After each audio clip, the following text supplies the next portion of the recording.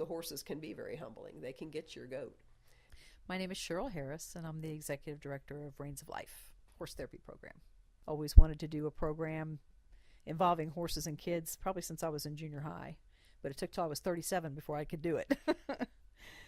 We have 18 on the farm right now. 6 or 7 are rescue, so about a third. They just don't know how to take care of horses, and they get in trouble, or the horse becomes aggressive because they don't know how to handle them correctly. They think you just hug them all the time and they're fine, and they're just like little kids. They need boundaries, you know.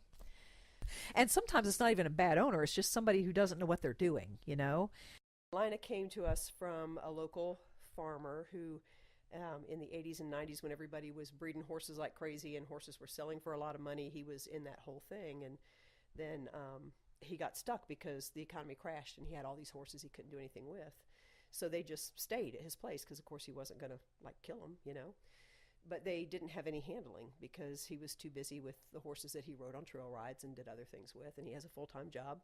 So they just stayed in the pasture. So Lina had been in a pasture with just another herd of horses, kind of on her own without being handled for 10 years.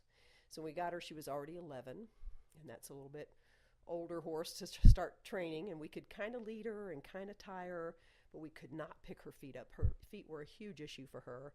I don't know if he'd never trimmed her feet in that time or only trimmed her with force or how he did it, but she has really been aggressive with not allowing her feet to be picked up, and of course that's not something we can allow with children being around her.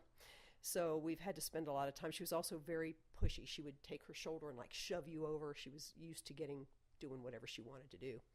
So her issues are she's stubborn. She doesn't like her feet picked up. She likes to have her own way, and she's extremely intelligent.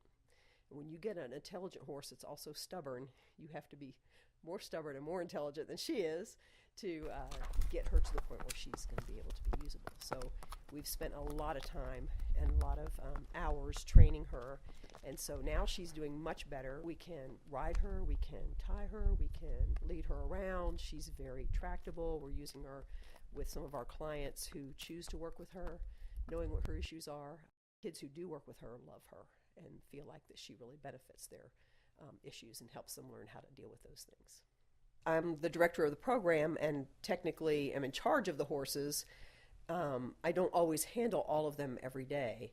However, I've handled a lot of horses in my years of working with horses, and I feel that my relationship with them is one built on mutual trust and respect and love. And they know I love them. They know I take care of them. They know that I have their best interests at heart. They are really good at reading body language, and they know that my body language to them is usually no nonsense, businesslike, being a good leader for them. But when they do it right, I really lavish them with praise because I want to reward that good behavior. When my husband and I decided to start Reins of Life way back in 1995, I had no clue what I was doing. I thought I did. I thought I knew horses. I thought I had been around them enough, and probably was a little too cocky. But this whole experience has taught me that life is a journey. All we can do is the best we can do today. I get up every morning and I think to myself, this is going to be a good day. And I depend totally on the Lord to run this whole thing.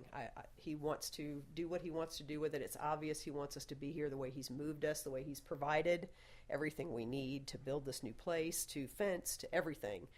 Learning my place in this community, learning how the Lord has a heart not just for individual people, but for entire communities, entire nations, and being a part of that, doing whatever part I can do right here, right now, where I'm at to amplify that is what, to me, it's all about.